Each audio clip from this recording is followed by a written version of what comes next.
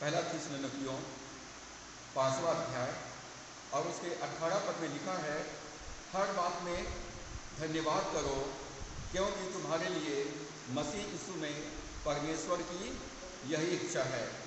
आज के संदेश का शीर्षक है, what does the Bible says about Thanksgiving.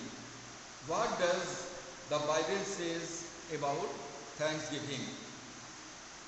Bible धन्यवाद के विषय में क्या कहती है? बाइबल धन्यवाद के विषय में क्या कहती है? नवंबर महीना क्रिश्चियन कलीसिया में पूरे वर्ल्ड में धन्यवादी माह के रूप में मनाया जाता है और धन्यवादी पर्व के रूप में एक उत्सव मनाया जाता है और परमेश्वर को धन्यवाद का बलिदान चढ़ाया जाता है। तो आज हम सीखेंगे धन्यवाद के विषय में बाइबल क्या कहती है। धन्यवाद देने का क्या मतलब है, आज हम बाइबल से सीखने का प्रयत्न करेंगे। पहला थिस्सलुनीकियों 5 अध्याय 18 पद में लिखा है, हर बात में धन्यवाद करो क्योंकि तुम्हारे लिए मसीह यीशु में परमेश्वर की यही इच्छा है। यदि आप जानना चाहते हैं मेरे जीवन के लिए परमेश्वर की क्या इच्छा है, जबकि आप बीमार हो, आपके जीवन में आर्थिक तंगी है, परिवार में समस्या है, बच्चों के साथ समस्या है, आपके जॉब में प्रॉब्लम है और आप जानना चाहते हो कि मेरे जीवन के लिए परमेश्वर की क्या इच्छा है, तो यहाँ पर पहला थिस्सलुनीकियों 5 अध्याय के 18 पद में बाइबल कहती है, हर बात में धन्यवाद करो। हर बात में धन्यवाद करो, हर परिस्थितियों में परमेश्वर का धन्यवाद करो। हर जगह, हर समय, हर परिस्थितियों में परमेश्वर का प्रभु यीशु मसीह के द्वारा से धन्यवाद करो क्योंकि तुम्हारे लिए परमेश्वर की यही इच्छा है।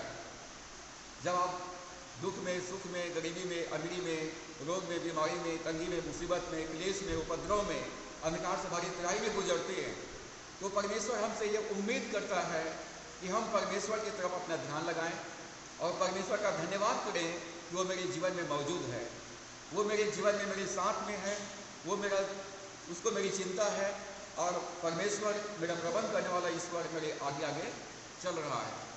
परमेश्वर चाहता है कि हम जीवन के हर परिस्थितियों में अपना ध्यान परमेश्वर को केंद्रित करें और परमेश्वर का धन्यवाद करें।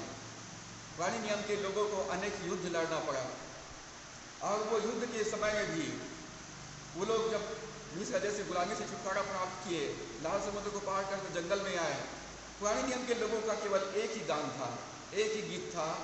भजन संहिता 107 के पहला पद में लिखा है, यहोवा का धन्यवाद करो क्योंकि वह भला है और उसकी करुणा सदा की है।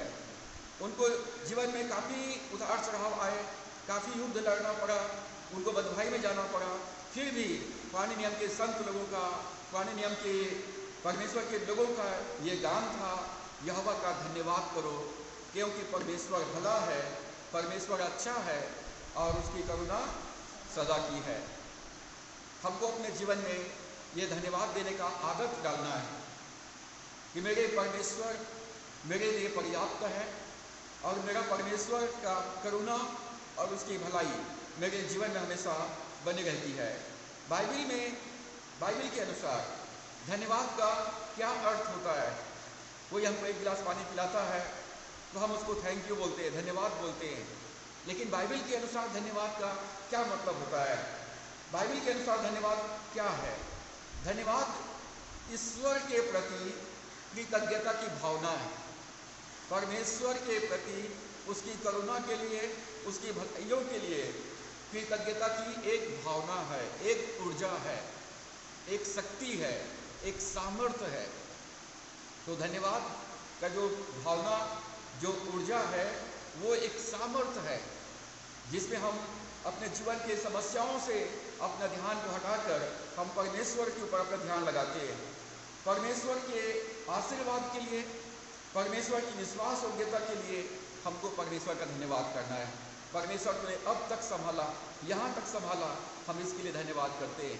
बीते हुए जीवन के लिए हम धन्यवाद करते हैं, आज हमारे जीवन में दिखाया, हम उसके लिए धन्यवाद करते हैं। प्रभु यीशु मसीह कल भी तू मेरे साथ है, आज भी मेरे साथ है और भविष्य में भी तू मेरे साथ रहेगा।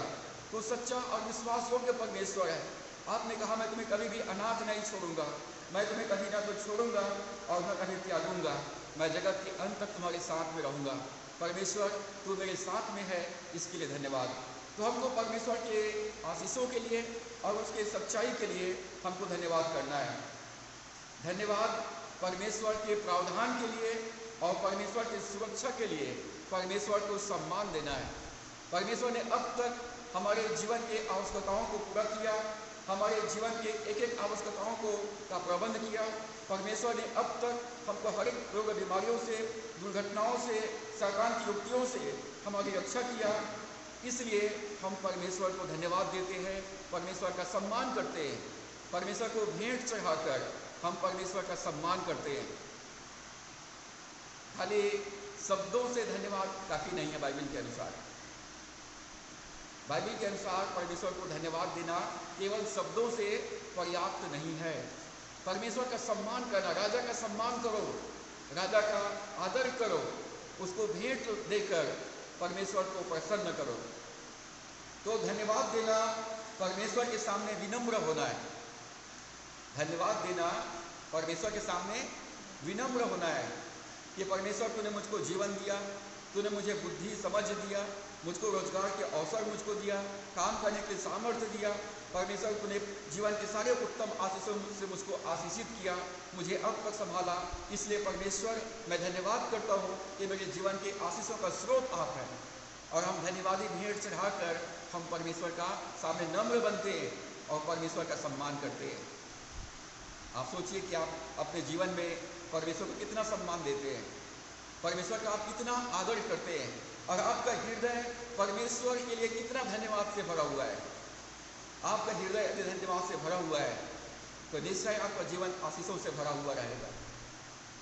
यदि आपका जीवन कृतज्ञता से भरा हुआ है, धन्यवाद से भरा हुआ है, तो आपका जीवन परमेश्वर की आनंद, परमेश्वर की शांति और परमेश्वर की भरपूरी से भरा हुआ रहेगा। और यदि आपके जीवन में धन्यवाद नहीं है, आपके जीवन में असंतुष्टि है, आपके जीवन में कुड़कुड़ाहट है, आपके जीवन में उदासीनता है, तो आपके जीवन में आप हमेशा खाली रहेंगे, आप फ्रस्ट्रेट रहेंगे और निराश और चिंतित रहेंगे और हमेशा परेशान रहेंगे। तो धन्यवाद देना एक चुनाव है, एक विकल्प है। आपके सामने, मेरे सामने दो विकल्प है। या तो मैं कुड़कुड़ाते हुए, दोष लगाते हुए, शिकायत करते हुए जीवन व्यतीत करूं, या मैं परमेश्वर का धन्यवाद करूं। यदि मैं शिकायत करते हुए, दोष लगाते हुए और कुड़कुड़ाते हुए जीवन व्यतीत करता हूं, तो बाइबल में लिखा है कि तुम ना कुड़कुड़ाओ। इस्राएली लोग मिस्र देश के गुलामी से निकलने के बाद परमेश्वर का धन्यवाद नहीं किए। वो लोग शिकायत करते थे, कुड़कुड़ाते थे, दोष लगाते थे। परमेश्वर की आत्मा उनसे प्रसन्न नहीं हुआ। परमेश्वर ने कहा कि ये लोग मेरे विश्राम में प्रवेश नहीं कर पाएंगे। बाइबल में आज्ञा है तुम ना कुड़कुड़ाओ। हमको जीवन में एक निर्णय ले सकते हैं, चाहे कुछ भी परिस्थिति क्यों न रहे। बाइबल कहती है हर बात में परमेश्वर का धन्यवाद करो। मेरे जीवन के लिए परमेश्वर की यही इच्छा है कि मैं हर एक असफलताओं में, हर एक निराशाओं में, मौत से भरी वादियों में मैं परमेश्वर का धन्यवाद करूं। वो मेरे जीवन का इंचार्ज है, वो मेरे साथ है, वो मेरे आगे आगे चल रहा है, वो मुझसे प्रेम करता है, उसको मेरी चिंता है। और परमेश्वर मेरे लिए सारी बातों को मिलाकर भलाई को उत्पन्न करने वाला है। वो सच्चा विश्वास योग्य है। परमेश्वर तेरा धन्यवाद, यहाँ तक आपने मेरी सहायता किया है। तो हमारे सामने विकल्प है चुनाव करने का। या तो आप कुड़कुड़ाते हुए, दोष लगाते हुए और शिकायत करते हुए जीवन व्यतीत करें, या धन्यवाद के साथ अपना आगे के जीवन के सफर के लिए अपने आप को परमेश्वर के हाथों में सौंप दें और परमेश्वर की इच्छा के अनुसार उसका धन्यवाद का वरदान चाहकर उसकी महिमा करते रहें।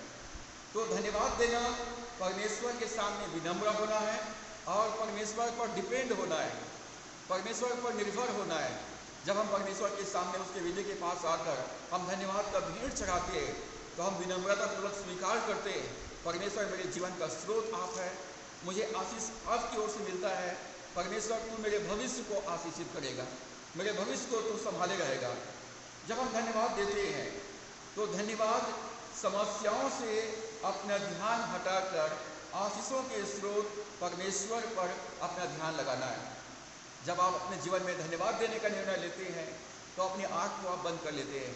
आप समस्याओं के लिए, अंधकार की शक्तियों के लिए और परिस्थितियों के लिए अपनी आँख को बंद कर लेते हैं और अपनी आत्मिक आँखों से परमेश्वर को देखते हैं और परमेश्वर का धन्यवाद करते हैं कि वो प्रभु है, वो प्रभु है, मुर्दों में से जी उठा वो प्रभु है, वो मेरे जीवन में राज करता है, मेरे जीवन का शासक वो है, वो मेरा चलाने वाला है और वो मुझे उत्तम से उत्तम सराहना में लेके जाने वाला है।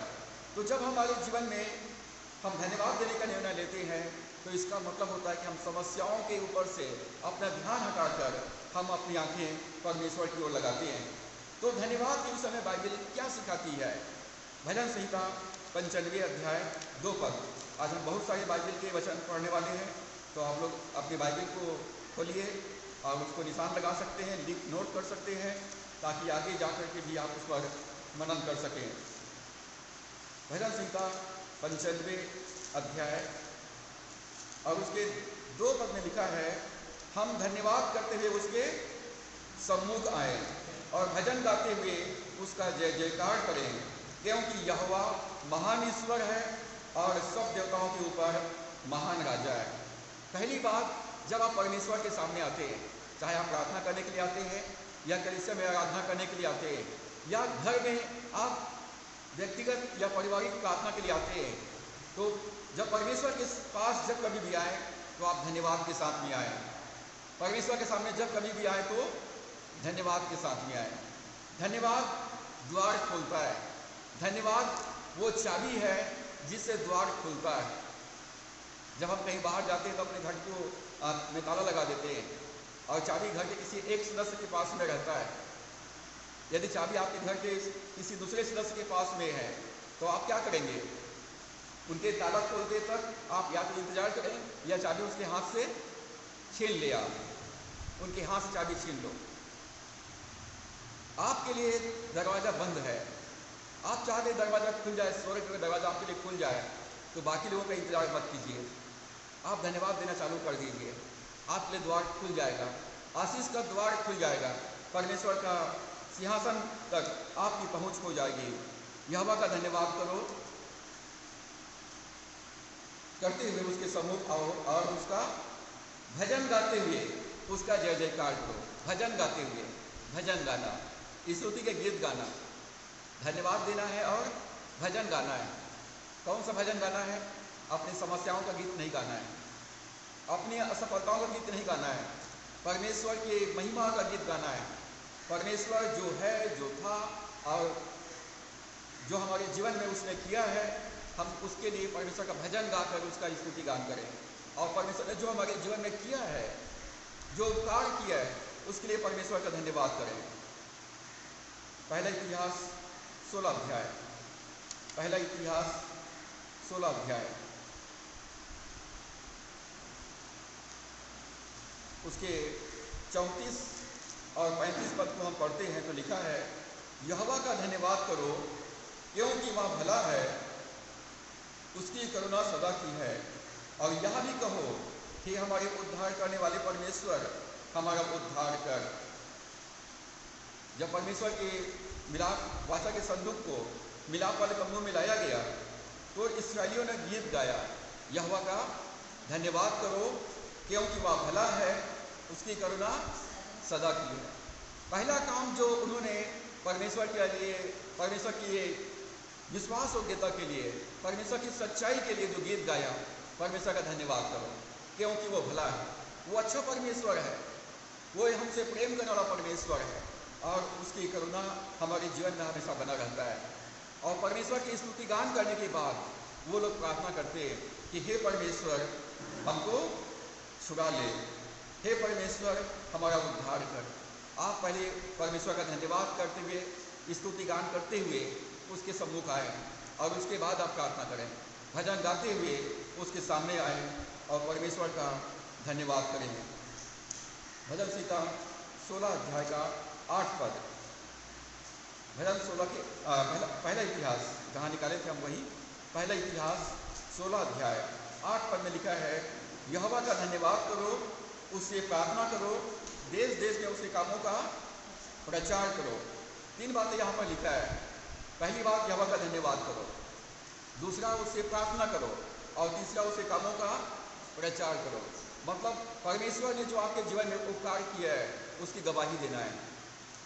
जब हम धन्यवादी पर्व में हम भेंट चढ़ाते हैं या परमेश्वर को अर्पित किया हुआ वस्तु को हम ऊंचे दाम पर खरीदते हैं, तो हम सबके सामने में ये प्रकट करते हैं कि परमेश्वर ने मेरे जीवन में उपकार किया है, परमेश्वर ने मेरे जीवन में मुझको आशीषित किया है। हम परमेश्वर के कामों को हम प्रकट करते हैं। और जब हम अपना मुंह बंद किए रहते हैं तो ऐसा प्रतीत होता है, हम ऐसा प्रदर्शित करते हैं कि परमेश्वर ने हमारे जीवन में कोई भलाई नहीं किया है, हमने परमेश्वर के द्वारा से कोई आशीष प्राप्त नहीं किया है, और भविष्य में भी आशीष पाने के लिए हमारे पास कोई विश्वास नहीं है। हम वहाँ पर एक कठोर हृदय, एक अविश्वासी हृदय को हम प्रकट करते हैं। तो यहाँ पर 3 बातें लिखा है, यहोवा का धन्यवाद करो, उसके बाद उससे प्रार्थना करो, और परमेश्वर ने जो उपकार किया है उसके कामों का प्रचार करो। पहला इतिहास 29 अध्याय उसका 13 पद। पहला इतिहास 29वां अध्याय उसका 13वां पद।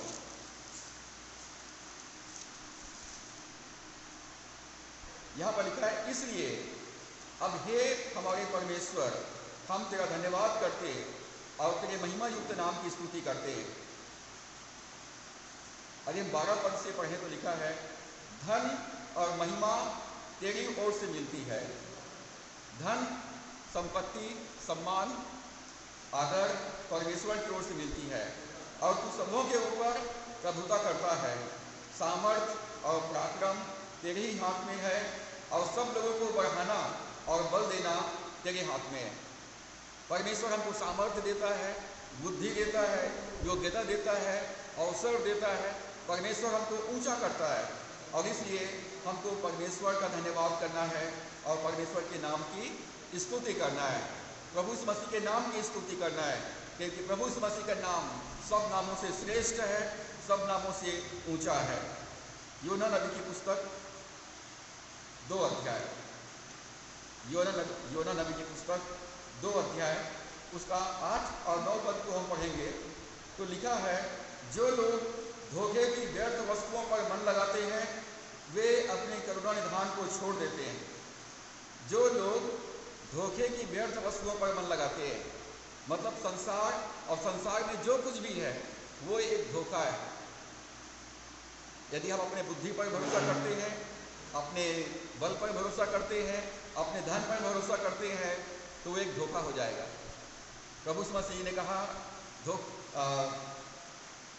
धोखा ना खाओ, मनुष्य का जीवन उसकी संपत्ति के बहुतायत से नहीं होता है। धोखा ना खाओ, मनुष्य का जीवन उसके संपत्ति के बहुतायत से नहीं होता है। पुराने नियम में सिमसोन बहुत बलवान व्यक्ति था, बहुत बलवान व्यक्ति था। वो सिंह के मुंह को फाड़ करके 2 टुकड़े कर दिया था, लेकिन बलशाली व्यक्ति सिमसोन भी पाप में गिर गया। दाऊद परमेश्वर का बहुत ही प्रिय जन, परमेश्वर का बहुत ही भक्त था। परमेश्वर कहता है, मुझे मेरे मन के अनुसार व्यक्ति मिल गया है, डियरेस्ट मैन, प्रिय जन, वो भी पाप में गिर गया। सुलेमान सबसे अधिक धनवान और सबसे अधिक बुद्धिमान, जिसने हजारों नीति वचन लिखे, हम पाते हैं कि वो भी पाप में पड़ गया। और इसलिए बाइबल हमको ये चेतावनी देता है कि जो लोग धोखे की व्यर्थ वस्तुओं पर मन लगाते हैं वे अपने करुणा निधान को छोड़ देते हैं। जो बुद्धिमान है उसको अपने बुद्धि पर घमंड होता है, जो बलवान है उसको अपने बल पर घमंड होता है, और जो जिनके पास धन है उनको धन पर भरोसा होता है, और कई लोग जो भक्त हैं उनको अपनी भक्ति पर भी बड़ा घमंड होता है। तो हमको किसी पर घमंड नहीं करना है, हमको अपना ध्यान परमेश्वर पर लगाना है, परमेश्वर के सामने नम्र बनना है और कहना है, परमेश्वर मेरा जीवन तुझ में है, मेरा बल तुझ में है, मेरी आशा तुझ में है, और मेरा भविष्य परमेश्वर तेरे हाथों में है। तो हमको धोखे की व्यर्थ वस्तुओं पर मन नहीं लगाना है। जब योना मछली के पेट में था, 3 दिन और 3 रात तक मछली के पेट में था, तो वहाँ पर 9 पद में लिखा है, परंतु मैं ऊंचे शब्द से धन्यवाद करके तुझे बलिदान चढ़ाऊंगा, जो मन्नत मैंने मानी उसको पूरी करूंगा, उद्धार यहोवा ही से होता है। योना को परमेश्वर ने कहा तू निनवे को जा, वो तर्शीश को भाग रहा था, परमेश्वर ने आंधी तूफान को भेजा, आंधी तूफान के बीच में जहाज फंस गया, तो मल्लाहों ने योना को समुद्र में फेंक दिया, जहाँ पर परमेश्वर ने एक मछली को ठहराया था और मछली ने योना को जीवित निगल लिया। 3 दिन और 3 रात तक मछली के पेट में योना रहा, और जब योना मूर्छित होने लगा, बेहोश होने लगा, तो वो ऊंचे स्वर से परमेश्वर का धन्यवाद करने लगा और परमेश्वर को कहता है, परमेश्वर मैं अपना ध्यान तेरी ओर लगाता हूँ, मेरा जीवन तुझ में है, मेरी आशा तुझ में है परमेश्वर, मैं फिर से इस संसार को मैं देखने पाऊंगा, और कहकर मैं धन्यवाद का बलिदान चढ़ाऊंगा और जो मन्नत, जो प्रतिज्ञा मैंने मानी है उसको पूरा करूंगा। परमेश्वर के सामने मन्नत मानने का, प्रतिज्ञा करने का एक बहुत अच्छा अवसर धन्यवादी पर्व के दिन हमको मिलता है। बीज बोने का और भविष्य के लिए परमेश्वर के ऊपर भरोसा करने का एक बहुत अच्छा अवसर मिलता है। जब नीलामी की वस्तु, जो परमेश्वर को अर्पित किया गया वस्तु को जब नीलामी होता है, उस समय आप प्रतिज्ञा करते हैं कि मैं इस सामान के बदले में इतना धनराशि परमेश्वर की सेवा के लिए मैं परमेश्वर को अर्पित करूंगा। आप एक मन्नत मानते हैं। आप 50 रुपये के सामान को 500 में खरीदने के द्वारा से एक प्रतिज्ञा करते हैं, एक मन्नत मानते हैं कि मैं आने वाले 1 साल के अंदर में मैं 500 रुपया मैं दूंगा इस सामान के बदले में। और आप ये दिखाते हैं धन्यवादी पर्व में कि परमेश्वर, मेरा विश्वास, मेरा भरोसा तुझ में है। आज मेरे पास कुछ नहीं है परमेश्वर, लेकिन तुमने मुझे बीज बोने का अवसर प्रदान किया है, बीज तूने मुझे दिया है, मैं बीज बोता हूँ परमेश्वर कि आने वाले साल में मैं एक अच्छा फसल प्राप्त करने वाला हूँ, और जो सामान, जो प्रतिज्ञा मैंने खरीदा, यह देकर प्रतिज्ञा देकर खरीदा है, परमेश्वर उसको चुकाने के योग्य है, तू मुझको बनाएगा, मुझको आशीष देकर परमेश्वर मुझे इस योग्य बना देगा कि मैं आने वाले साल में मैं इस प्रतिज्ञा को पूरा कर पाऊंगा। तो धन्यवादी पर्व में भेंट चढ़ाकर और नीलामी के समय में बोली डालकर हम एक मन्नत मानते हैं, एक प्रतिज्ञा हम करते हैं कि परमेश्वर मैं धन्यवादित हूँ, मेरा भरोसा तुझ पर है, मेरे आशीषों का स्रोत तू है, मेरे आनंद का स्रोत तू है, और मैं विश्वास करता हूँ परमेश्वर मेरे भविष्य को तू आशीषित करेगा, मेरा कटोरा उमड़ता हुआ रहेगा और मैं भरपूरी में अपना जीवन व्यतीत करने वाला हूँ, क्योंकि तूने मुझे बोने के लिए बीज दिया है। तो धन्यवादी पर्व का बहुत महत्व है, और आप अपने आने वाले साल के लिए एक अच्छा बीज बोए, अपने परिवार के लिए एक अच्छा बीज बोए। योना कहता है उद्धार यहोवा ही से होता है, छुटकारा यहोवा ही से होता है।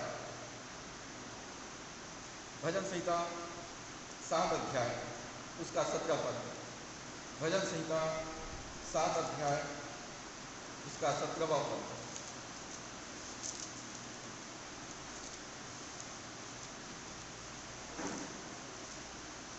यहाँ पर लिखा है, मैं यहोवा के धर्म के अनुसार उसका धन्यवाद करूंगा और परम प्रधान यहोवा के नाम का भजन गाऊंगा। अब यहाँ पर हम जो धन्यवाद देते हैं, या हम धन्यवाद का भेंट हम चढ़ाते हैं, या धन्यवादी पर्व में नीलामी के सामान को हम खरीदते हैं, तो हमको किस प्रकार से भेंट चढ़ाना है और किस प्रकार से खरीदी में हमको बोली लगाना चाहिए। तो दाऊद कहता है, मैं यहोवा के धार्मिकता के अनुसार, यहोवा के धार्मिकता के अनुसार, उसके भलाई के अनुसार, उसके विश्वास योग्यता के अनुसार, उसके नियम के अनुसार परमेश्वर को धन्यवाद करूंगा और मैं परमेश्वर के नाम का भजन गाऊंगा। परमेश्वर की धार्मिकता और भलाई के लिए परमेश्वर का धन्यवाद करें, परमेश्वर के वचन के अनुसार, उसके इच्छा के अनुसार परमेश्वर का धन्यवाद करें। जब हम राजा को भेंट चढ़ाते हैं या राजा को हम भेंट देते हैं, तो हम राजा को प्रसन्न करने वाला भेंट हम देने का प्रयत्न करते हैं। राजा को ऐसा भेंट दिया जाए जिससे राजा प्रसन्न हो और हमारी विनती को, हमारे निवेदन को स्वीकार कर ले। तो धन्यवादी पर्व में आप इसको केवल परंपरागत रीति से या पिछड़ छुड़ाने वाला आप न समझें, ये आपको प्रसन्न करने वाला, परमेश्वर को प्रसन्न करने वाला, परमेश्वर को स्मरण दिलाने वाला, परमेश्वर को भाने वाला दिन है।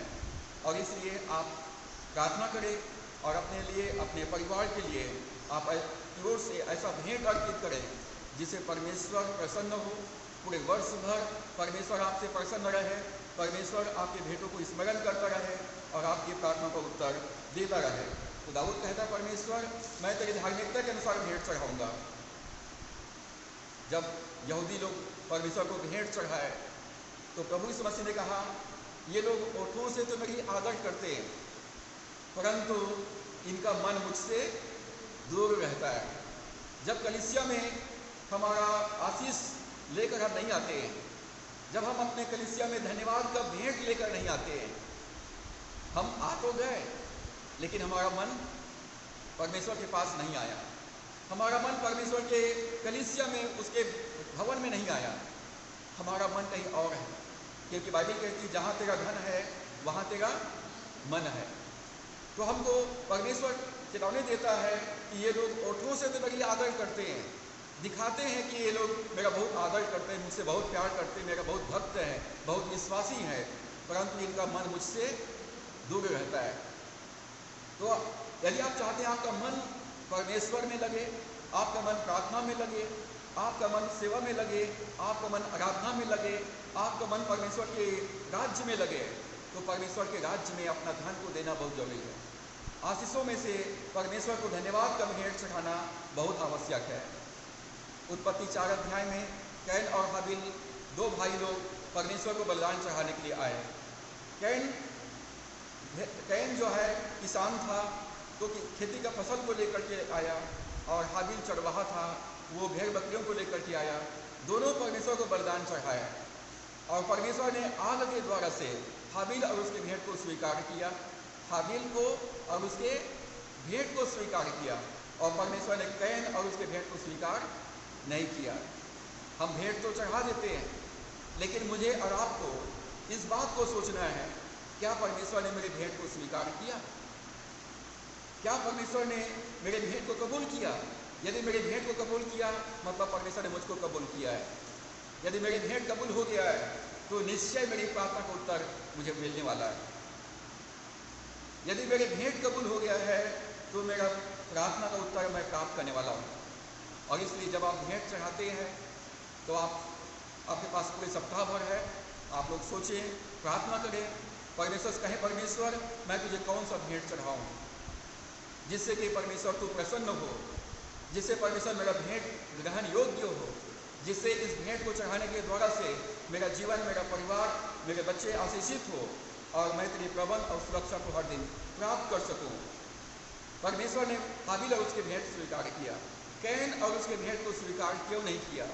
कैन केवल भक्ति भावना का भेंट चढ़ाने का दिखावा कर रहा था, परंतु कैन का जीवन, कैन का मन, कैन का स्वभाव शैतान के साथ में था। कैन शैतान के साथ चल रहा था, संसार के साथ चल रहा था, वो दुष्टता के साथ जीवन व्यतीत कर रहा था।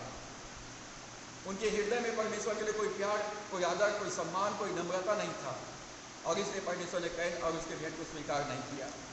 जब कैन परमेश्वर की को भेंट चढ़ाने में असफल हुआ, तो कैन गुस्से से भर गया, क्रोध से भर गया, और क्रोध में आकर उसने अपने भाई की हत्या कर डाला, हत्यारा बन गया, और परमेश्वर की उपस्थिति से हमेशा के लिए दूर चला गया।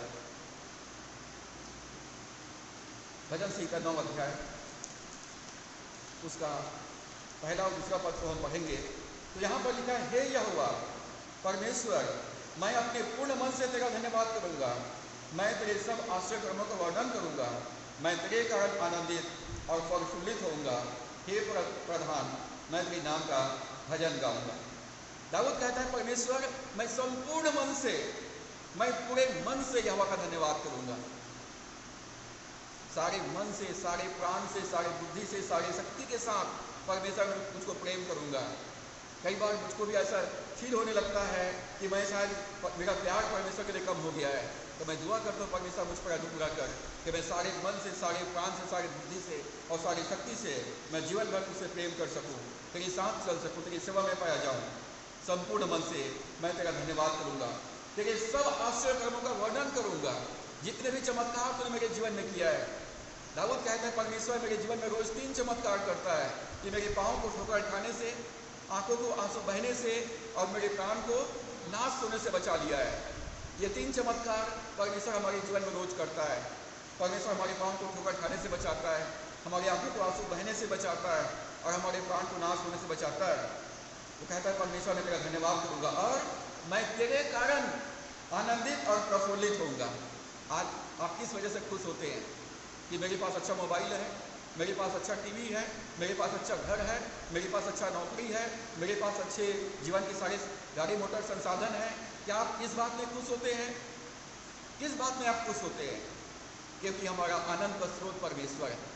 ये चीज़ें हमको सुख आराम प्रदान करता है, परंतु आनंद या शांति प्रदान नहीं करता है। आनंद और शांति का स्रोत हमारा परमेश्वर है। तो दाऊद कहता है परमेश्वर मैं तेरे कारण आनंदित हूँ और मैं तेरे कारण प्रफुल्लित हूँ। हे परम प्रधान मैं तेरे नाम का भजन गाऊंगा। तो हमको यहाँ पर दाऊद कहता है मैं संपूर्ण मन से परमेश्वर का धन्यवाद करूँगा, संपूर्ण मन से मैं परमेश्वर को बलिदान चढ़ाऊँगा। जब आप परमेश्वर के पास आते हैं, बलिदान चाहते हैं, चाहे वो नगद हो चाहे वस्तु के रूप में हो, आप परमेश्वर से कोई स्मरण दिलाने वाला, परमेश्वर को ग्रहण योग्य, परमेश्वर के मन को भाने वाला विश्वास का भेंट अर्पित करें। ये एक दिन का बलिदान नहीं है, ये एक दिन का भेंट नहीं है, ये वार्षिक धन्यवादी है। ये साल भर के उपकारों के लिए परमेश्वर का नियामतों को गिनिए, आशीषों को गिनिए, भलाइयों को गिनिए और परमेश्वर को ऐसा भेंट अर्पित करें जिससे परमेश्वर स्वर्ग से अग्नि बरसा कर आपके जीवन की सारी बुराइयों को नाश कर दे, सारी समस्याओं को नाश कर दे और आपके जीवन को परमेश्वर कबूल कर ले, आपके जीवन को परमेश्वर ग्रहण कर ले। भजन संहिता 28 अध्याय, भजन संहिता 28 अध्याय उसके 7वां पद। तो यहाँ पर लिखा है यहोवा मेरा बल और मेरी ढाल है, उस पर भरोसा रखने से मेरे मन को सहायता मिली है, इसलिए मेरा हृदय प्रफुल्लित है और मैं गीत गा गा कर उसका धन्यवाद करूँगा। यहाँ पर दाऊद अपने मन के भावनाओं को कृतज्ञता परमेश्वर के प्रति प्रकट करता है और कहता है यहोवा मेरा बल है, वो मेरा जीवन का ढाल है, परमेश्वर मेरा शरण स्थान है, वो मेरे छिपने का स्थान है और इसलिए मेरा हृदय आनंदित है। जब परमेश्वर पर भरोसा रखता हूँ तो मेरे मन को सहायता मिलता है।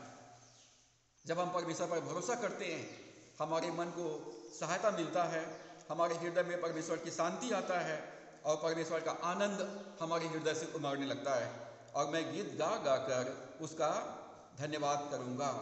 परमेश्वर हमारे जीवन का हमारे प्रबंधक है और हमारे जीवन का सुरक्षा करने वाला परमेश्वर है और इसलिए हमको परमेश्वर पर भरोसा करना है।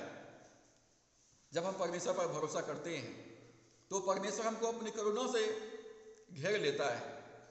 जो परमेश्वर पर भरोसा रखते हैं वो सिय्योन पर्वत के समान स्थिर रहते हैं। जो परमेश्वर पर भरोसा करते हैं वे कभी लज्जित नहीं होते हैं। जो परमेश्वर पर भरोसा रखते हैं वे आशीष पाते हैं और इसलिए हमको परमेश्वर पर भरोसा करना है। हमारा जीवन का स्रोत परमेश्वर है। परमेश्वर के द्वारा से, परमेश्वर की ओर से, परमेश्वर से हमको सब कुछ मिलता है और इसलिए प्रभु में आनंदित रहिए, निरंतर प्रभु में आनंदित रहिए, निरंतर परमेश्वर से प्रार्थना कीजिए और निरंतर परमेश्वर के लिए धन्यवाद देते रहिए। परमेश्वर का गीत गा गा कर उसके नाम का धन्यवाद कीजिए। भजन संहिता 50 अध्याय,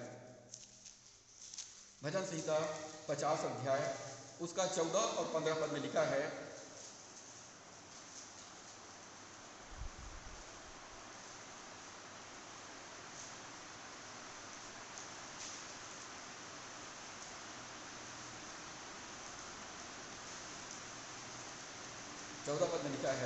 परमेश्वर को धन्यवाद ही का बलिदान चढ़ा और परम प्रधान के लिए अपनी मन्नतें पूरी कर और संकट के दिन मुझे पुकार, मैं तुझे छुड़ाऊंगा और तू मेरी महिमा करने पाएगा। 3 बातें यहाँ पर लिखा है। परमेश्वर मुझसे क्या चाहता है? आपको भविष्यवाणी का वचन चाहिए, ये भविष्यवाणी है आपके लिए। परमेश्वर आपसे क्या चाहता है? पहली बात, परमेश्वर को धन्यवाद का बलिदान चढ़ा। प्रतिदिन, हर सप्ताह, हर महीना, हर साल परमेश्वर को धन्यवाद का बलिदान चढ़ा। दूसरा, अपनी मन्नतें पूरी कर। अब हमने मन्नत तो माना, प्रतिज्ञा तो हमने किया, प्रतिज्ञा का वचन हमने दिया कि इस भेंट के बदले में मैं इतना धनराशि प्रभु के राज्य में उसकी सेवा के लिए मैं दूंगा, और उसके बाद हम उस मन्नत को पूरा नहीं करते। या धन्यवादी में जो सामान हमने खरीदा है उस धनराशि हम परमेश्वर के भंडार में जमा नहीं करते, तो हमारे जीवन में हम परमेश्वर को प्रसन्न नहीं करते ऐसे करने के द्वारा से। ये बार बार अनाउंसमेंट कलीसिया के द्वारा से किया जाता है कि फलाना परिवार का फलाने व्यक्ति का धन्यवादी का बकाया है, 2 साल बाद हो गया, 3 साल हो गया, 7 साल हो गया, 10 साल हो गया, आपने जमा नहीं किया है। ये परमेश्वर को भवन से खरीदा हुआ सामान का जो मन्नत आपने माना और उसको नहीं चुकाया, ये जो है परमेश्वर के प्रति धन्यवाद को प्रकट नहीं करता है। तो दूसरी बात, जब आप धन्यवादी खरीदते हैं, जब सामान खरीदते हैं, तो आपको आज ही ये निर्णय लेना है कि मैं अगले धन्यवादी की पहले तक मैं इसका धनराशि परमेश्वर के भंडार में मैं जमा कर दूंगा। परमेश्वर मेरी सहायता करेगा और परमेश्वर की सहायता से मैं निश्चय आशीषित बनूंगा और परमेश्वर की सहायता से निश्चय मैं अपनी मन्नत पूरा करने पाऊंगा। आप ऐसा प्रार्थना के साथ जब आप बोली लगाएंगे, प्रार्थना के साथ जब आप खरीदेंगे, तो आप पाएंगे कि आपको साल भर नहीं लगेगा। आप साल के बहुत पहले ही पूरा का पूरा नीलामी की राशि आप जमा करने में सक्षम हो जाएंगे। जब आप परमेश्वर को धन्यवाद का बलिदान चढ़ाएंगे, जब परमेश्वर के लिए जो आपने प्रतिज्ञा का वचन दिया है उसको पूरा करेंगे, तब परमेश्वर आपकी प्रार्थना को उत्तर देंगे और परमेश्वर आपके जीवन में सारे बंधन से आपको छुड़ाएंगे ताकि आप सबों के सामने में परमेश्वर की महिमा कर सकें। तो यहाँ पर 3 बातें हैं, परमेश्वर को धन्यवाद का बलिदान चढ़ा और परम प्रधान के लिए अपने मन्नतें पूरी कर, और तीसरी बात, संकट के समय मुझे पुकार। भजन संहिता 100:4 में लिखा है, उसके फाटकों से धन्यवाद और उसके आंगनों में स्तुति करते हुए प्रवेश करो। यदि आप परमेश्वर के पास आना चाहते हैं तो वहाँ पर जो स्वर्गदूत है वो पहरेदारी करते हैं, दरवाज़ा बंद रहता है। जब आप परमेश्वर का धन्यवाद करते हैं तो स्वर्गदूत दरवाज़ा खोल देते हैं। जब आप मुस्कुराते हैं, जब आप दोस्त लगाते हैं, जब आप जो है शिकायत करते हैं या आप अविश्वास को प्रकट करते हैं, तो आपके लिए दरवाज़ा नहीं खुलता है। आपके लिए स्वर्ग का दरवाज़ा नहीं खुलता है। स्वर्ग का दरवाज़ा खुलता है, उसकी चाबी आप ही के पास में है। परमेश्वर ने ताला लगा करके सब बच्चों को चाबी दे दिया है, तुम्हारी जब मर्जी ताला खोलो और अंदर आ जाओ, कोई तुमको नहीं रोकेगा। तो चाबी आपके पास में है। आप अपने लिए स्वर्ग के दरवाजे को खोलना चाहते हैं तो धन्यवाद दें, परमेश्वर को धन्यवाद का बलिदान चढ़ाएं। उसके फाटकों में प्रवेश करूंगा धन्यवाद के साथ, और जब धन्यवाद के साथ परमेश्वर के सिंहासन के पास में आते हैं तो आप वहाँ पर परमेश्वर की सच्चाई के लिए, उसकी विश्वास योग्यता के लिए, परमेश्वर की महानता के लिए आप परमेश्वर का स्तुति गान करें, भजन गाकर परमेश्वर की महिमा करें, और उसके बाद अपने जीवन की जो समस्या है, जो आवश्यकताएं हैं, उसको परमेश्वर के सामने रखिए। भजन संहिता 105 अध्याय, भजन संहिता 105 उसका 1 और 2 पद में लिखा है, यहोवा का धन्यवाद करो, उससे प्रार्थना करो, देश देश के लोगों में उसके कामों का प्रचार करो, उसके लिए गीत गाओ, उसके लिए भजन गाओ, उसके सब आश्चर्य कर्मों पर ध्यान करो, उसके पवित्र नाम की बड़ाई करो। बहुत सारी बातें यहाँ पर बाइबल हमको सिखाती है। यहोवा का धन्यवाद करो, हर जगह धन्यवाद पहले आया है, प्रार्थना कहीं पर भी पहले नहीं आया।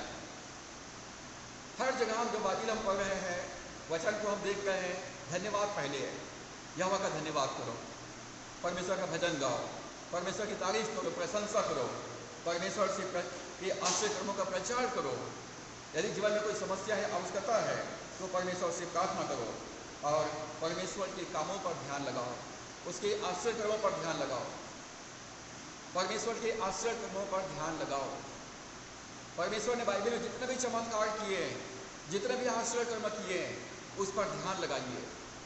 जब हमारे जीवन में हमारे साधन थोड़े से होते हैं तो हम कहते हैं, परमेश्वर 5 रोटी और 2 मछली के द्वारा से आपने 5 हजार के भीड़ को खिलाया, तो प्रभु आप हमारी छोटी सी साधन को आशीष प्रदान करके हमारी जरूरत को पूरा कीजिए।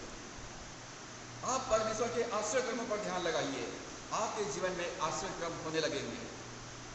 जब आश्चर्य कर्मों के लिए परमेश्वर का धन्यवाद करेंगे, आप आश्चर्य कर्म को अपने जीवन में देखने पाएंगे और आप परमेश्वर की बड़ाई कर सकेंगे। भजन संहिता 107 अध्याय उसका 8 और 9 पद को हम पढ़ेंगे तो लिखा है, लोग यहोवा की करुणा के कारण और उन आश्चर्य कर्मों के कारण जो वह मनुष्यों के लिए करता है उसका धन्यवाद करें। क्यों धन्यवाद करना है? परमेश्वर की करुणा के कारण हम मिट नहीं गए, ये परमेश्वर की महाकरुणा का फल है। हम नष्ट नहीं हुए, नाश नहीं हुए, हम जीवितों के बीच में है, ये परमेश्वर की महाकरुणा का फल है। परमेश्वर की करुणा के लिए उसका धन्यवाद करें, उनके आश्चर्य कर्मों के लिए परमेश्वर का धन्यवाद करें। परमेश्वर ने आश्चर्य कर्म किया है, परमेश्वर को जीवितों के बीच में भले चंगा रखा है, खाने के लिए भोजन दिया है, पहनने के लिए वस्त्र दिया है, रहने के लिए मकान दिया है, परिवार दिया है, कलीसिया दिया है, विश्वासी भाई बहन दिए, अच्छे पड़ोसी दिए, रोजगार के अवसर दिए, जीवन के सारे उत्तम आशीष ईश्वर ने दिया है। इन सब बातों के लिए परमेश्वर का धन्यवाद करें, क्योंकि जब आप धन्यवाद देंगे तब लिखा है 9 पद में, क्योंकि वह अभिलाषी जीव को संतुष्ट करता है और भूखे को उत्तम पदार्थों से तृप्त करता है। जब आप परमेश्वर की करुणा के लिए धन्यवाद करेंगे, उसके आश्रय कर्मों के लिए धन्यवाद करेंगे, तब परमेश्वर आपका जो भूख है अभिलाषी जीव को संतुष्ट करता है। परमेश्वर भूखों को उत्तम पदार्थों से तृप्त करता है। परमेश्वर भूखों को उत्तम पदार्थों से तृप्त करता है। जब आप परमेश्वर के भूखे, परमेश्वर के राज्य के भूखे, उसके वचन के भूखे, उसके प्रेम के भूखे, आप कहते परमेश्वर मैं आपको चाहता हूँ, परमेश्वर मैं मेरे जीवन में मैं तेरे और करीब आना चाहता हूँ, परमेश्वर तुझको मैं करीब से देखना चाहता हूँ, परमेश्वर मैं तेरी आवाज़ को डायरेक्ट सुनना चाहता हूँ, परमेश्वर तेरे धड़कन को महसूस करना चाहता हूँ। जब आप परमेश्वर के भूखे हो जाते हैं, दाऊद कहता है परमेश्वर जैसे हरनी नदी के जल के लिए हाँफती है, हे परमेश्वर मैं वैसा तेरा प्यासा हूँ। जब आप परमेश्वर के लिए भूखे और प्यासे हो जाते हैं, परमेश्वर के आपको अपनी उपस्थिति से भर देता है, अपना प्रेम से भर देता है, अपनी आनंद अपनी शांति से भर देता है। आपका हृदय एक सोता बन जाता है और वहाँ से परमेश्वर की आशीषें बहने लग जाती है, क्योंकि वह अभिलाषी जीव को संतुष्ट करता है और भूखे को उत्तम पदार्थों से तृप्त करता है। जब आप परमेश्वर की करुणा और भलाई के लिए, उसके आश्रय कर्मों के लिए आप धन्यवाद देना सीख जाएंगे, जब धन्यवाद देना शुरू कर देंगे, जब परमेश्वर को पूरे दिल से आप चाहेंगे, परमेश्वर आपको तृप्त करेगा। प्रभु यीशु मसीह ने परमेश्वर के राज्य का सिद्धांत मत्ती 5 अध्याय में सिखाया, आशीषित थे वे लोग जो धार्मिकता के भूखे और प्यासे, क्योंकि तृप्त किए जाएंगे। भजन संहिता 136 अध्याय और उसके पहला पद को हम पढ़ते हैं तो लिखा है, यहोवा का धन्यवाद करो क्योंकि वह भला है, उसकी करुणा सदा की है। 26 पद में लिखा है, स्वर्ग के परमेश्वर का धन्यवाद करो, उसकी करुणा सदा की है। पूरे बाइबल में हर जगह हम ये पा रहे हैं कि यहोवा का धन्यवाद करो क्योंकि वो भला है, उसकी करुणा सदा की है। कौन से ईश्वर का धन्यवाद करें? स्वर्ग के परमेश्वर का, जो आकाश और पृथ्वी को बनाया है, सृष्टिकर्ता ईश्वर का धन्यवाद करो, सृष्टिकर्ता ईश्वर का धन्यवाद करो। यशायाह 12 अध्याय, यशायाह 12वां अध्याय, ये धन्यवाद का गीत है। यहाँ पर कुल 6 पद है। यहाँ पर परमेश्वर का दास यशायाह भविष्यवाणी करता है इस्राएलियों के लिए। उस दिन तू कहेगा, हे यहोवा मैं तेरा धन्यवाद करता हूँ, क्योंकि यद्यपि तू मुझ पर क्रोधित हुआ था, परंतु अब तेरा क्रोध शांत हुआ और तूने मुझे शांति दी है। पहली बात, जब आपके जीवन में आप अपने आप को अंधकार से भरे तराई में पाते हैं या मरुभूमि में पाते हैं और आप परमेश्वर का धन्यवाद करते हैं, तो परमेश्वर आपको शांति प्रदान करेगा। जब आप धन्यवाद देंगे तो परमेश्वर आपको शांति प्रदान करेगा। 2 पद में लिखा है, हे यहोवा मैं तेरा धन्यवाद करता हूँ क्योंकि तूने मुझे शांति दी है। परमेश्वर मेरा उद्धार है, वह मेरा बल और भजन का विषय है, मैं उस पर भरोसा करूँगा, वो मेरा उद्धार करता हो गया है।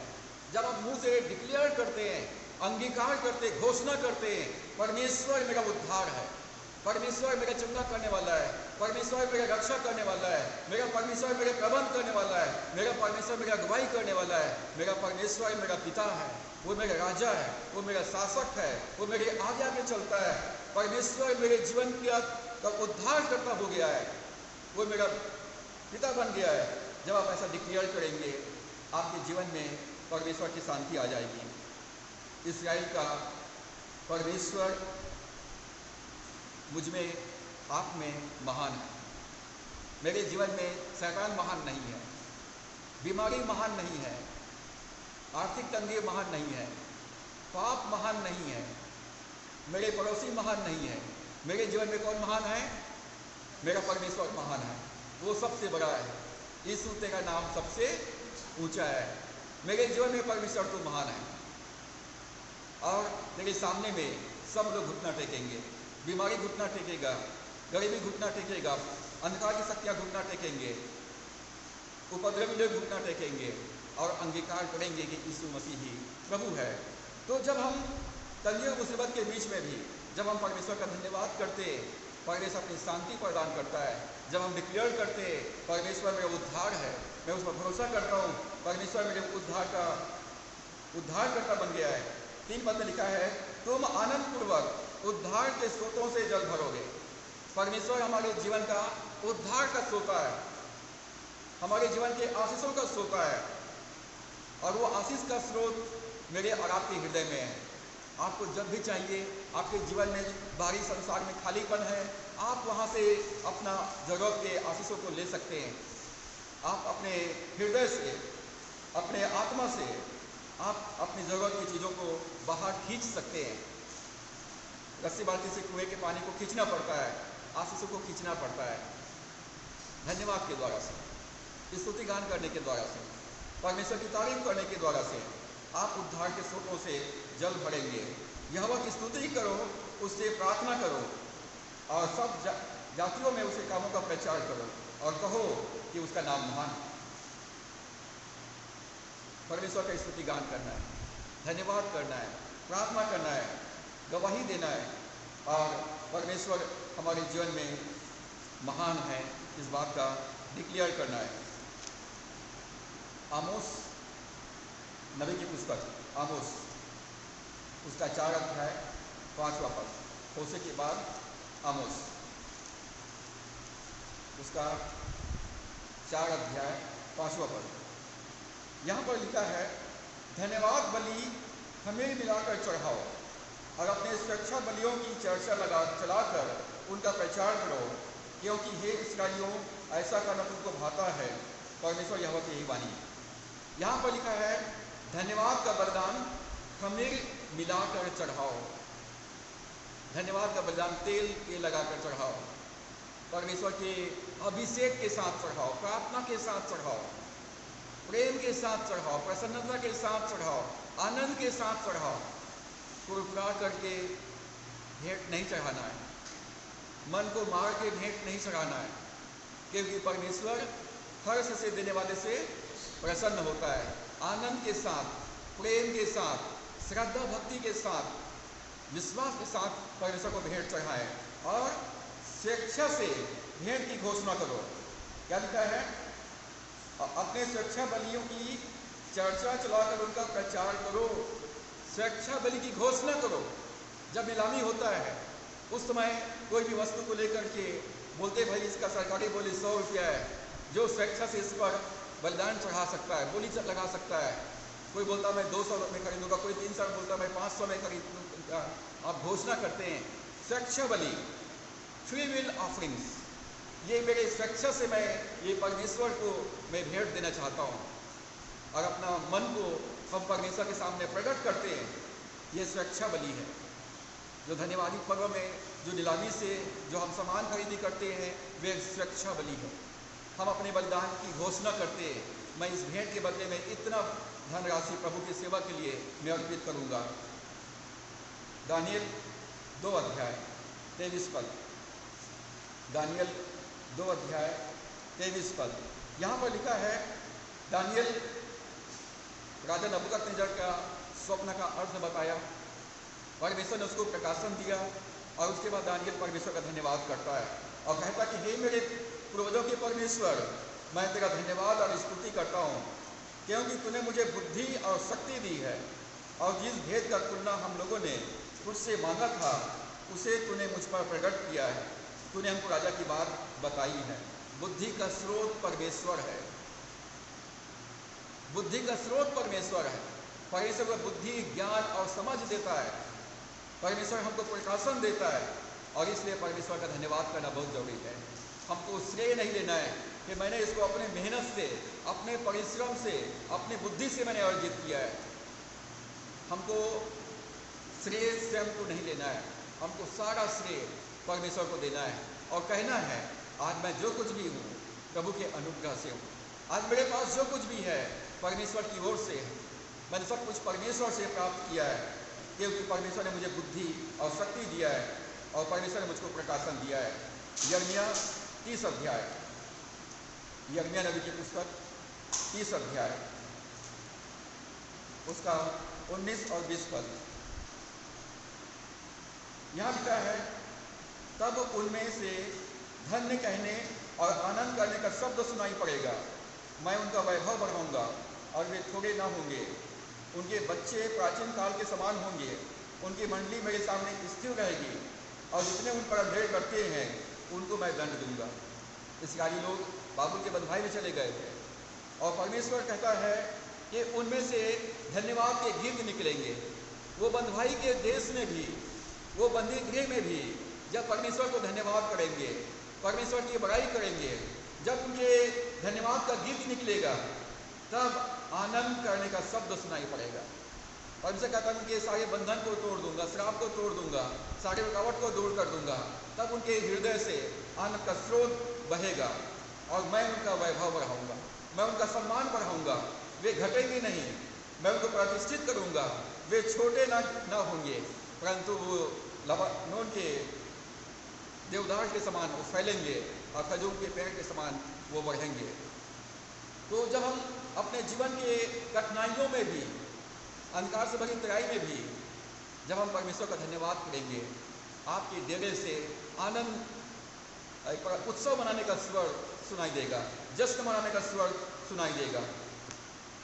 यिर्मयाह 35 अध्याय 10 और 11 पद, यिर्मयाह 35 अध्याय 10 और 11 पद लिखा है, यहोवा यूँ कहता है, यह स्थान जिसके विषय तुम लोग कहते हो यहाँ तो उजाड़ हो गया है, इसमें न तो मनुष्य रह गया है और न पशु, अर्थात यहूदा देश के नगर और यरूशलेम की सड़कें जो ऐसी सुनसान पड़ी है कि उनमें न तो कोई मनुष्य रहता है और न कोई पशु। इन्हीं में हर्ष और आनंद का शब्द, दुल्हे दुल्हन का शब्द और इस बात के कहने वालों का शब्द फिर सुनाई पड़ेगा, सेनाओं के यहोवा का धन्यवाद करो क्योंकि यहोवा भला है और उसकी करुणा सदा की है। और यहोवा के भवन में धन्यवाद बलि लाने वालों का भी शब्द सुनाई देगा क्योंकि मैं इस देश की दशा पहले के समान ज्यों की त्यों कर दूंगा। यहोवा की यही वाणी। जब हम परमेश्वर को धन्यवाद देंगे, जब हम परमेश्वर को जब धन्यवाद देंगे तो परमेश्वर कहता है कि तुम्हारे बीच में से आनंद का शब्द सुनाई देगा। शादी के समय में दुल्हा दुल्हन जो आनंद में होते हैं वैसा शब्द सुनाई देगा और लोग परमेश्वर का गीत गाएंगे, यहोवा का धन्यवाद करो कि जो भला है और उसी करुणा सदा की है। और उनके बीच में धन्यवाद बलि लाने वालों का शब्द सुनाई देगा। धन्यवाद बलि लाने वालों का शब्द सुनाई देगा। ये धन्यवादी पर्व है, ये धन्यवाद का वरदान है, ये मन्नत है, एक प्रतिज्ञा है जो हम परमेश्वर का वचन देते हैं। ये बीज बोना है, अपने धन्यवादी मन को प्रकट करना है। जब बोली लगाया जाए उस समय हर एक परिवार की तरफ से ये धन्यवाद का शब्द सुनाई देना चाहिए। हर एक सामान जो वहाँ पर, एक एक वस्तु जो वहाँ पर चढ़ाया जाता है और उसको नीलाम किया जाता है, उस समय एक एक सदस्य के द्वारा से, एक एक परिवार के द्वारा से धन्यवाद का शब्द, विश्वास से भरा हुआ प्रतिज्ञा का वचन परमेश्वर के लिए निकलना चाहिए। जब आप मुंह खोलेंगे, परमेश्वर कहता है अपने मुंह को पसार, मैं उसको भर दूंगा। आप मुंह खोलकर और ऊंची बोली लगाकर परमेश्वर का धन्यवाद करें। आपके जीवन से, आपके परिवार से परमेश्वर के लिए धन्यवाद का शब्द सुनाई देना चाहिए।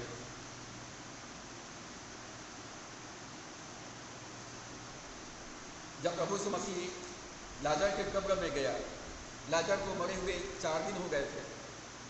प्रभु यीशु मसीह ने कहा पत्थर को हटाओ, और जब पत्थर को हटाया तो मार्था बोलती प्रभु अब तो बहुत देर हो गया है, वहाँ से बदबू आएगा।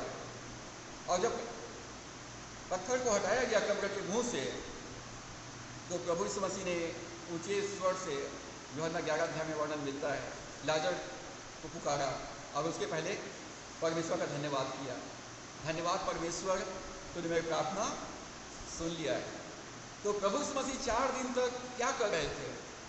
परमेश्वर से प्रार्थना कर रहे थे, प्रभु मैं लाजर के घर में जाऊंगा, मरियम और मार्था के घर में जाऊंगा, मैं बेतनिया में जाऊंगा। वो लोग बहुत शोकित होंगे प्रभु, उनका फनरल सर्विस भी हो गया होगा। प्रभु अपनी महिमा को प्रकट कर कि तू मुर्दों को जिलाने वाला परमेश्वर। और यीशु मसीह ने कब्र में जाकर केवल धन्यवाद किया, धन्यवाद परमेश्वर तू मेरी सुनता है। और उसके बाद लाजर को आवाज दिया, लाजर बाहर निकला।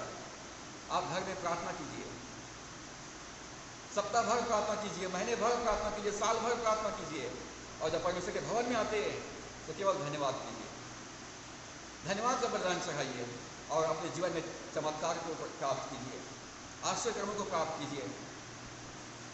जब आप परमेश्वर के भवन में आकर जब धन्यवाद देंगे तो आपके जीवन में बंधन खुल जाएंगे और जो मरी हुई परिस्थितियों में जान आ जाएगा।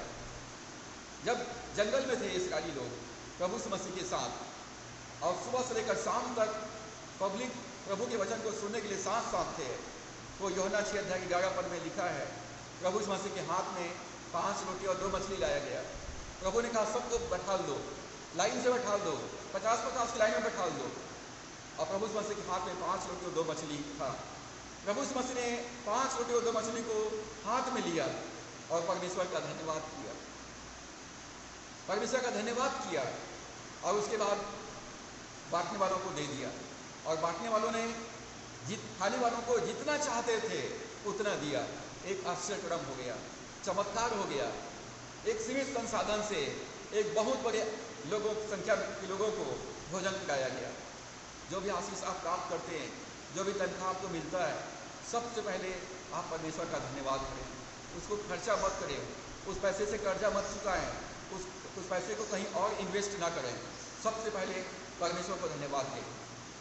परमेश्वर का जो हिस्सा है वो परमेश्वर को अर्पित करने के लिए उसको अलग करें। परमेश्वर महीने भर तक तूने मुझे संभाला, परमेश्वर आपकी सहायता से मैंने आशीष को प्राप्त किया है, प्रभु आपका धन्यवाद हो। जब उसको परमेश्वर का धन्यवाद बलिदान चढ़ाएंगे, परमेश्वर को धन्यवाद देंगे, आपकी कमाई पर परमेश्वर आशीष देगा और आपके जीवन की सारी जरूरतों को पूरा कर देगा।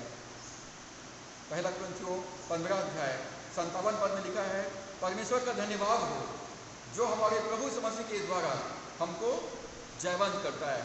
परमेश्वर हमको प्रभु यीशु मसीह के द्वारा से जयवंत करता है, हर परिस्थितियों में जयवंत करता है। हर एक बीमारी के ऊपर, गरीबी के ऊपर, पाप के ऊपर, बुराई के ऊपर, असफलताओं के ऊपर, निराशा के ऊपर, चिंता के ऊपर, संसार के दुष्ट और बुरे लोगों के ऊपर परमेश्वर हमको जयवंत करता है। कब? जब हम परमेश्वर का धन्यवाद करते हैं। जब कहते हैं परमेश्वर तो मेरे जय का झंडा है, तो मेरे यहोवा निसी है। दूसरा कुरिन्थियों 2 अध्याय 14 पद में लिखा है, परमेश्वर का धन्यवाद हो जो मसीह में हमें सदा जय के जुलूस में लिए फिरता है और अपने ज्ञान की सुगंध हमारे द्वारा हर जगह फैलाता है। यहाँ पर भी धन्यवाद आया गया है, परमेश्वर का धन्यवाद हो। परमेश्वर का धन्यवाद हो जो हमको प्रभु यीशु मसीह में हमेशा जय के जुलूस में लिए फिरता है। हमारा यीशु मसीह विजयी हुआ, पाप के ऊपर, मृत्यु के ऊपर, नरक के ऊपर, अंधकार के शक्तियों के ऊपर प्रभु यीशु मसीह विजयी हुआ है और हमने यीशु को अपना प्रभु कबूल कर लिया है। तो परमेश्वर हमको प्रभु यीशु मसीह में निरंतर हमेशा जय के उत्सव में लिए चलता है। और हमारे पास एक सुगंध है, हमारे पास पुनरुत्थान का सुगंध है, हमारे पास विजय का सुगंध है। हम यीशु मसीह का को खुशबू हमारे अंदर में, हम यीशु मसीह के खुशबू को लेकर चलते हैं। हमारे जीवन में प्रभु यीशु मसीह के पुनरुत्थान की खुशबू, प्रभु यीशु मसीह के जीवन की खुशबू, प्रभु यीशु मसीह के विजय की खुशबू हमारे जीवन में हर कोई, जहाँ भी आप जाओगे, लोग प्राप्त करेंगे। तो परमेश्वर का धन्यवाद करना है। दूसरा कुरिन्थियों 4 अध्याय 15 पद, इसको हम पढ़ेंगे। दूसरा कुरिन्थियों 4 अध्याय 15 पद। दूसरा कुरिन्थियों 4 अध्याय 15 पद, यहाँ पर लिखा है, क्योंकि सब वस्तुएं तुम्हारे लिए है। संसार में जो कुछ भी है, प्रभु ने कहा स्वर्ग पृथ्वी का सारा अधिकार मेरा है। पृथ्वी मेरा है, सोना चांदी मेरा है, हजारों पहाड़ के जानवर मेरे हैं, सब प्राणी मेरे हैं, सब कुछ मेरा है। और ये सब कुछ मैं तुम्हें देता हूँ, सब कुछ तुम्हारे लिए है, ताकि अनुग्रह बहुतों के द्वारा अधिक होकर परमेश्वर की महिमा के लिए धन्यवाद भी बढ़ाए। आपका धन्यवाद बढ़ना चाहिए, आपका धन्यवाद का भेंट बढ़ना चाहिए। यदि पिछले साल आपने 5,000 का सामान खरीदा है तो आपको सोचना चाहिए कि मैं इस साल कम से कम मैं 10,000 का बीज बोऊंगा, ताकि आने वाले साल में मैं और भरपूरी को प्राप्त करूं। आपका धन्यवाद बढ़ना चाहिए। परमेश्वर कहता है सब कुछ तुम्हारा है, सब कुछ तुम्हारे लिए है, मैंने तुम्हारे लिए आशीष का मेज लगा दिया है, मैं बोने वालों को बीज दूंगा, खाने वालों को भोजन दूंगा, मैं अपनी प्रतिज्ञा उनके जीवन में पूरा करूंगा। परमेश्वर कहता है कि अपना धन्यवाद को बढ़ाएं, अपने धन्यवाद के भेंट को बढ़ाएं। यदि पिछले साल आपने जो धन्यवाद का भेंट चढ़ाया उसे दुगना चढ़ाने का प्रयास करें, दुगना दाम देकर खरीदने का प्रयत्न करें, ताकि आने वाले साल आपके जीवन में भरपूरी को लेकर के आए। दूसरा कुरिन्थियों 9 अध्याय 11 और 12 पद, यहाँ पर लिखा है, 10 पद से हम पढ़ते हैं। अतः जो बोने वाले को बीज और भोजन के लिए रोटी देता है वह तुम्हें बीज देगा। परमेश्वर आपको बोने के लिए बीज देगा। और धन्यवादी पर्व में आप यदि खाली हाथ घर से आए हैं, आपके पास कुछ भी भेंट चढ़ाने के लिए भी नहीं है, तो आप एक प्रतिज्ञा का वचन नीलामी में बोली लगा करके दे सकते हैं।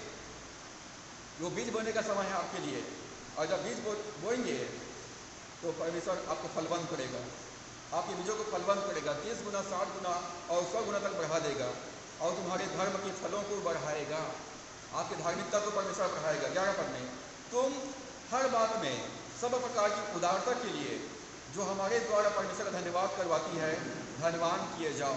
ये परमेश्वर की इच्छा कि आप धनवान किए जाओ, आप आशीष पाकर आशीष देने वाले बन जाओ, परमेश्वर की सेवा में आप एक अच्छा सहयोगी बन जाओ, परमेश्वर का एक जीवित गवाह बन जाओ। ये परमेश्वर की इच्छा है कि आप हर बात में धनवान किया जाओ। ये परमेश्वर की इच्छा है, और इसलिए अब जो कंगाल है, जो गरीब है, वो कहे मैं धनवान हूँ, क्योंकि इस सेवा के पूरा करने से न केवल पवित्र लोगों की आवश्यकताएं पूरी होती है, परंतु लोगों की ओर से परमेश्वर का बहुत धन्यवाद होता है। जब परमेश्वर का धन्यवाद होगा, परमेश्वर की महिमा होगी, तो आप धनवान किए जाओगे। जब आप बीज बोएंगे, परमेश्वर बीजों को आशीष देगा, आपके फलवंत करेगा, परमेश्वर आपके कंगालीपन को दूर करके आपको धनवान बनाएगा, और आपकी भेंटों के द्वारा से परमेश्वर के राज्य में सेवा का काम होगा और परमेश्वर का धन्यवाद होगा। कुलुस्सियों 3 अध्याय 15 से 17 पद को पढ़ेंगे और समाप्त करेंगे। कुलुस्सियों 3 अध्याय 15 पद से लेकर 17 पद, यहाँ पर लिखा है, मसीह की शांति जिसके लिए तुम एक देह होकर बुलाए भी गए हो, तुम्हारे हृदय में राज करे। हमारे हृदय में कौन राज करना चाहिए? परमेश्वर की शांति। परमेश्वर की शांति हमारे हृदय में राज करना चाहिए, और तुम धन्यवादी बने रहो। जब आप धन्यवादी बने रहेंगे, आपके जीवन में परमेश्वर की शांति राज करेगा। कोई भी समस्या, कोई भी अंधकार की शक्तियाँ, कोई भी दुष्ट आत्मा आपके जीवन पर, आपके परिवार पर राज नहीं करेगा। जब आप धन्यवाद देंगे तो परमेश्वर अपनी शांति देगा, और आपकी परमेश्वर की शांति आपके जीवन में राज करेगा। दूसरी बात वो कहता है, मसीह के वचन को अपने हृदय में अधिकाई से बसने दो। जब एक ही बात को, एक ही वचन को बार बार पढ़ेंगे, बार बार पढ़ेंगे, बार बार मनन करेंगे, बार बार हम बोलेंगे, तो हमको वचन कभी भूलेंगे नहीं, जबानी याद रहेगा। आप मुँह खोलेंगे, परमेश्वर का वचन निकलेगा।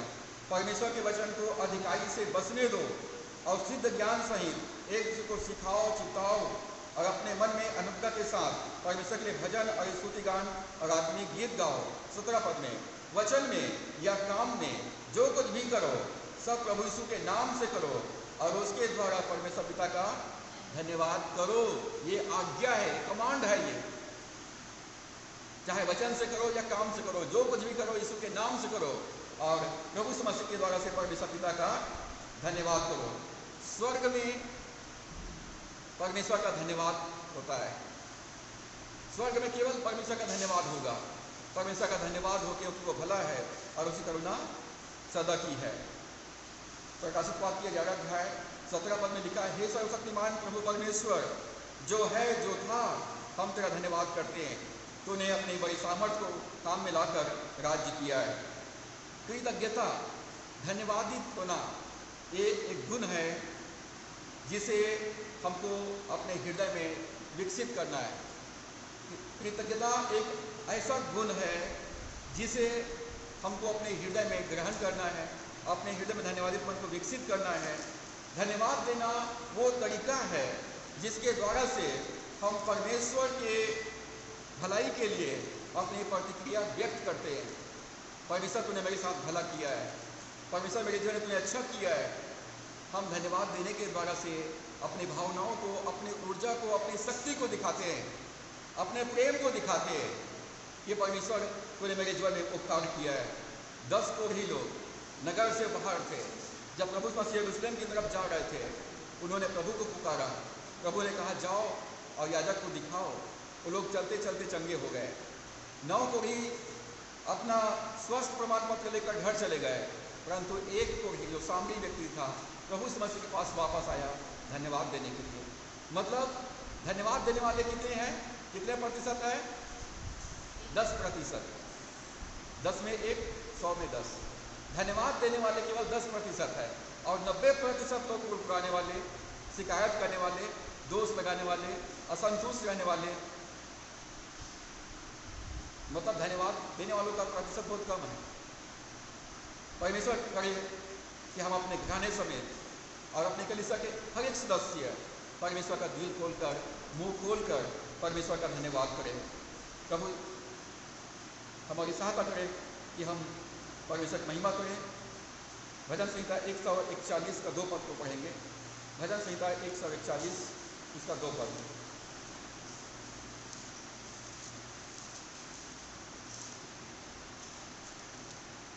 यहाँ वो दाऊद कहता है, मेरी प्रार्थना तेरे सामने सुगंध धूप और मेरा हाथ फैलाना संध्या काल का अन्न बलि ठहरे।